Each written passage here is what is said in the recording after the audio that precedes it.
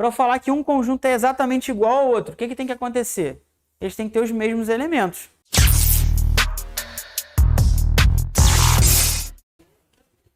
E aí, pessoal, tudo bem? Eu tava tirando dúvida aí, pessoal de casa. Eu tava tirando dúvida para um aluno do presencial aqui, por isso que eu não tava aparecendo, beleza? Pessoal, vamos lá, ó. Teve uma dúvida hoje no grupo, não sei se vocês viram. Pode ser uma dúvida de outras pessoas aí também, pra gente deixar isso claro.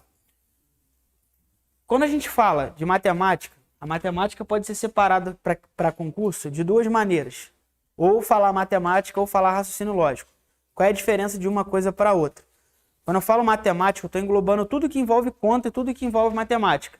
Vamos falar de conjunto? É um conjunto inteiro. Beleza? É o conjunto universo. Quando eu falo de raciocínio lógico, eu estou falando de um pedaço da matemática em específico.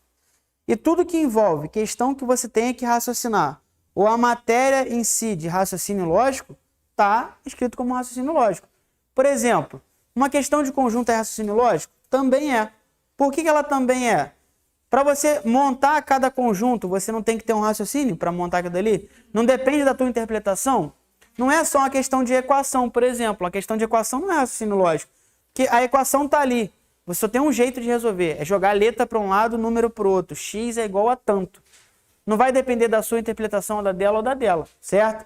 Então, todos esses tipos de questões podem ser enquadrados como raciocínio lógico. Tá certo? Sim. É o mais correto? Não. Por que não é o mais correto? Porque quando a gente fala de raciocínio lógico matemático, então todas as questões ligadas a só o raciocínio. Por exemplo, tabela verdade, questão de tautologia, aquelas coisas que caem em concurso mesmo. Se todo aluno é para... Já viu alguma questão dessa? Isso é raciocínio lógico, beleza? Porém, uma questão de conjunto também é raciocínio. Uma questão de você olhar um problema e tentar montar uma equação também é um raciocínio lógico. Então, alguns concursos da Consulplan botam lá no edital, raciocínio lógico. Mas igual que estava naquele edital lá no grupo. Se você for olhar a estrutura desse edital, tá lá, conjuntos, operações, blá, e é isso que a gente está trabalhando. Ou seja, a gente não está fugindo de momento nenhum do edital, beleza? Do edital não, né? Da possibilidade do edital, beleza?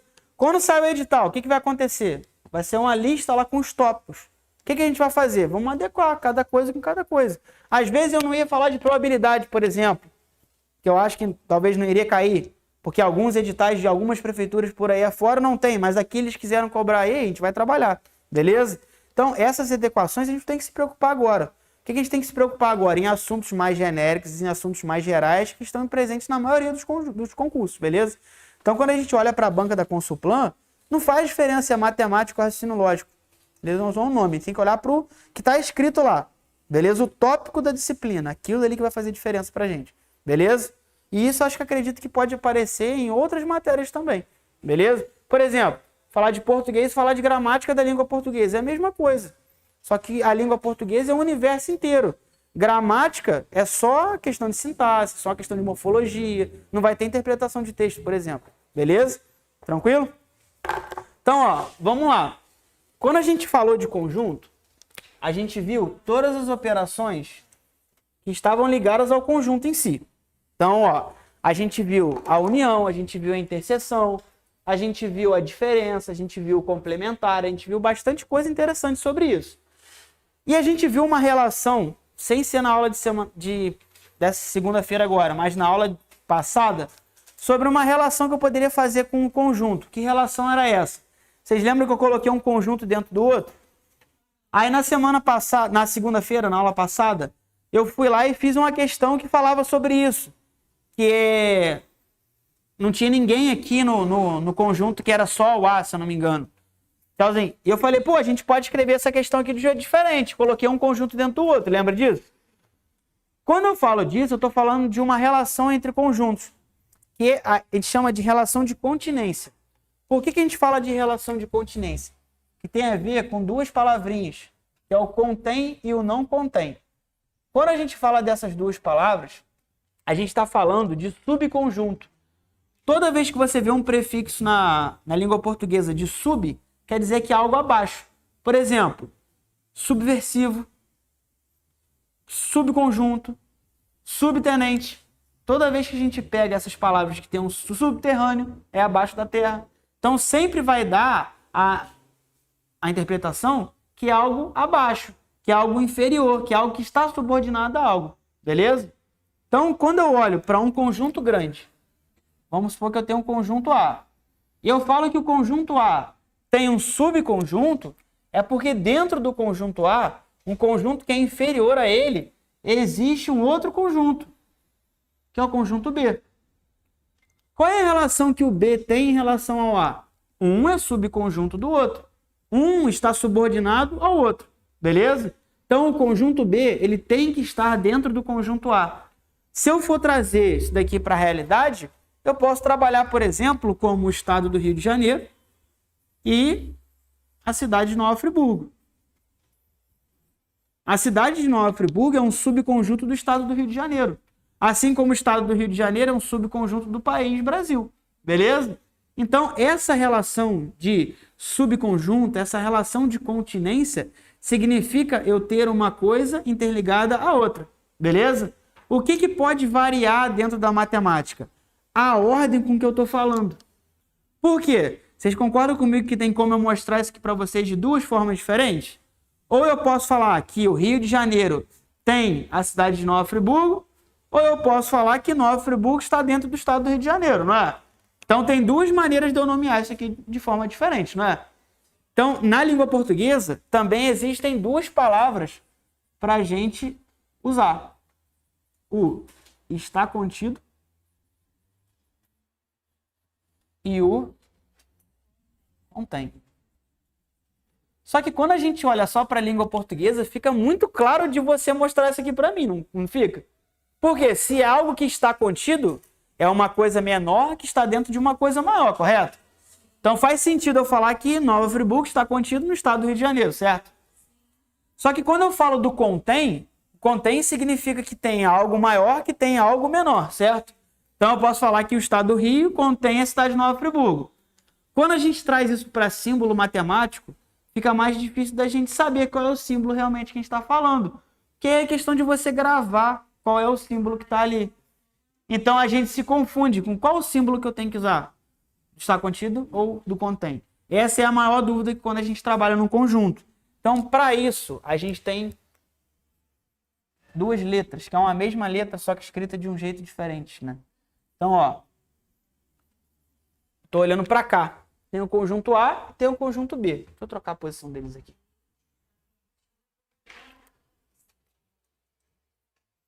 Na verdade, que eu tenho que botar ao contrário, né? O A é o maior, peraí. B, e A. Aí, B. Então, ó, olha para cá. O que acontece, pessoal? Quando eu uso essa palavra, fica fácil de eu escrever aqui que B está contido no conjunto A, não é? Porque o B é um conjunto menorzinho, está dentro do conjunto maior, então uma coisa está contida dentro da outra. Só que eu tenho dificuldade, eu sempre tive essa dificuldade como aluno, em gravar qual era a letra que estava ali. Então, ó, para essas duas ocasiões, eu tenho duas letras. Eu tenho essa letra, que é um C meio longo, e essa outra letra. Uma letra é o inverso da outra. Por quê?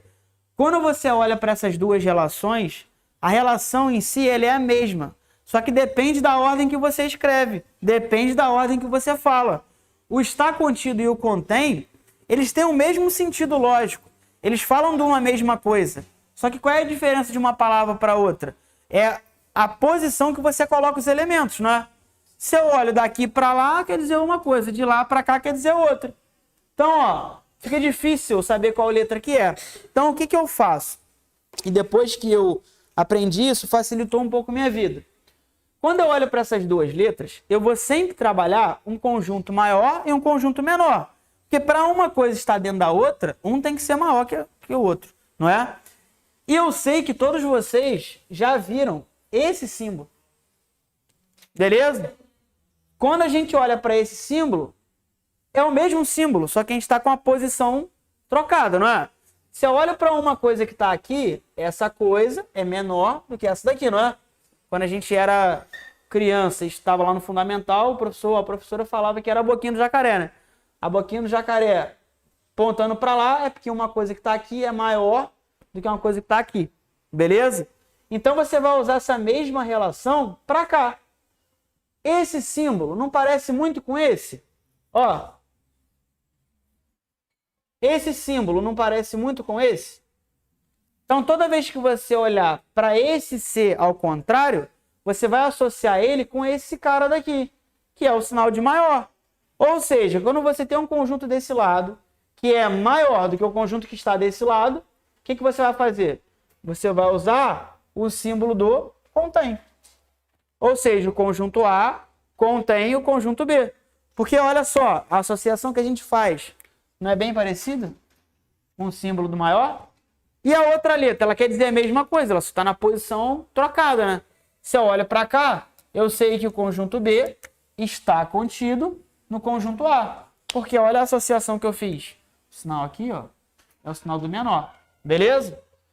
Tanto que, por que eu falo que o símbolo é igual? Se eu estivesse lendo ao contrário, e lesse daqui para cá, ó, você não ia ver o A, a boquinha aberta para cá, então o A contém o conjunto B. E aqui é a mesma coisa, ó, o B está contido no A. Então isso é o mesmo símbolo, só depende de como eu estou olhando, beleza? Então como que eu vou fazer para gravar?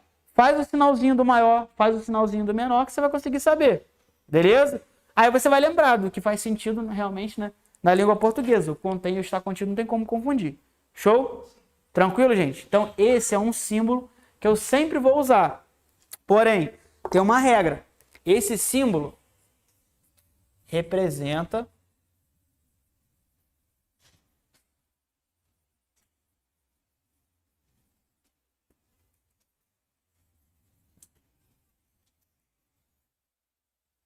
olha só, esse símbolo ele representa uma relação entre dois conjuntos.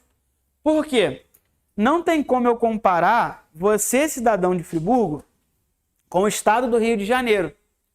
Quando eu falo que você está localizado ou nasceu em Friburgo, o que eu vou falar de você em relação à cidade de Nova Friburgo? Eu não vou poder usar o contido e o contém, que fica meio sem nexo. Apesar de você estar aqui dentro, você é uma pessoa só.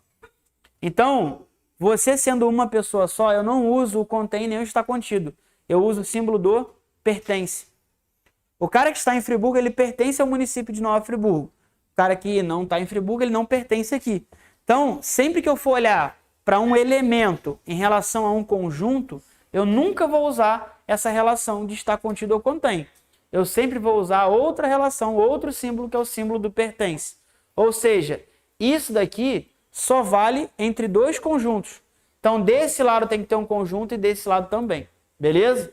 Tranquilo, gente? Tem certeza? E se por um acaso eu tivesse...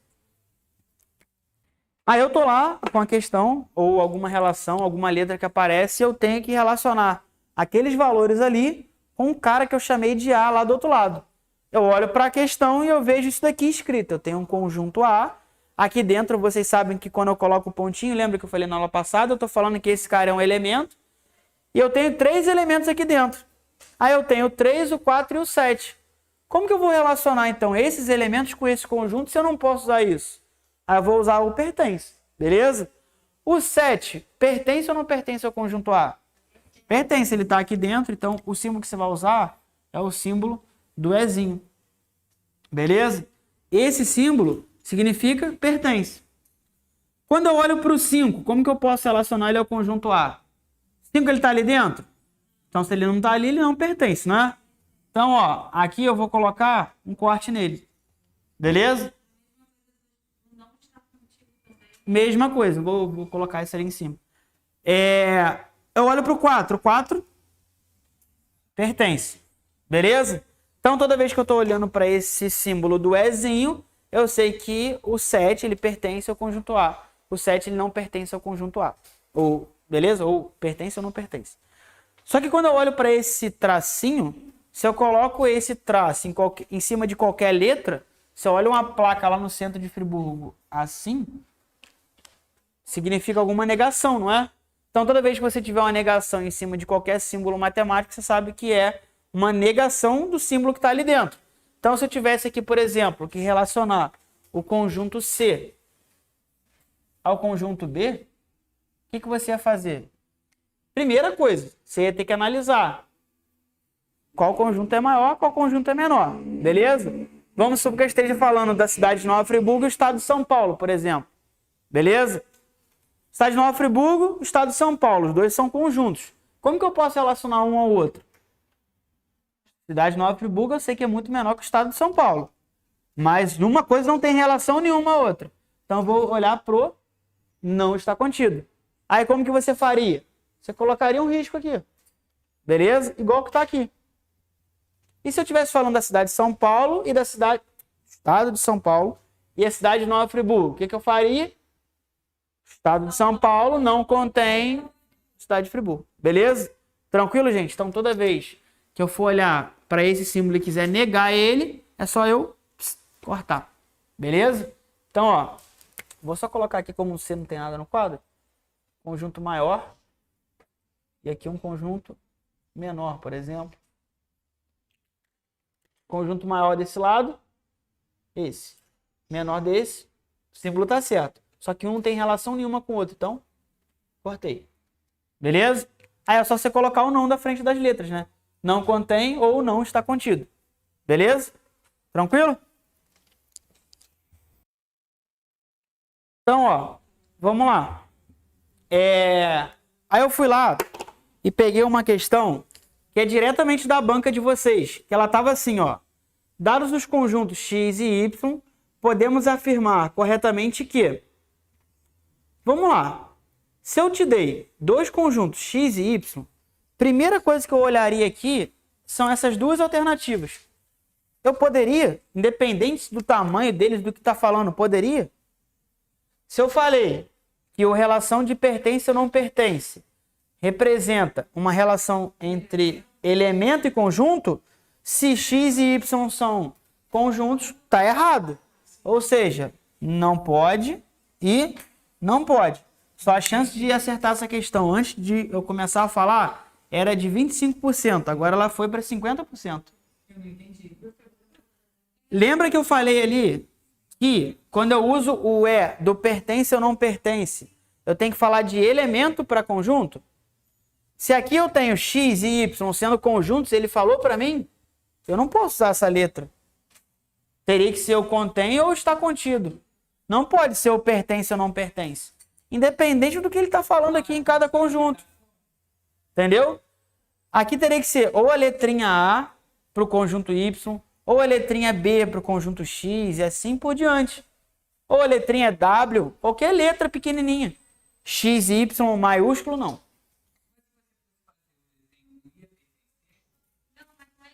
Ia ser contido ou está contido.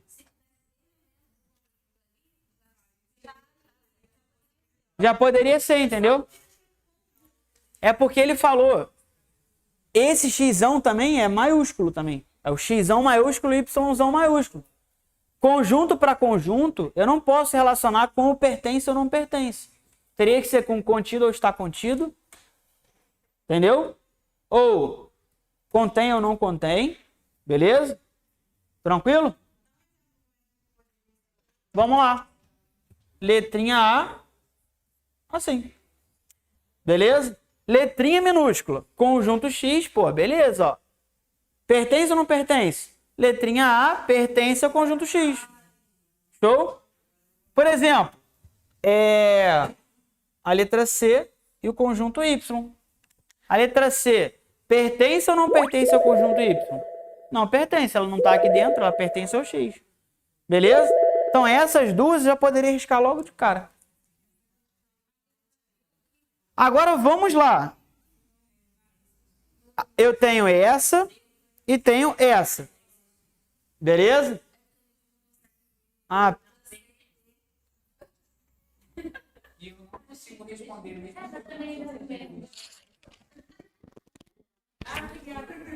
Beleza?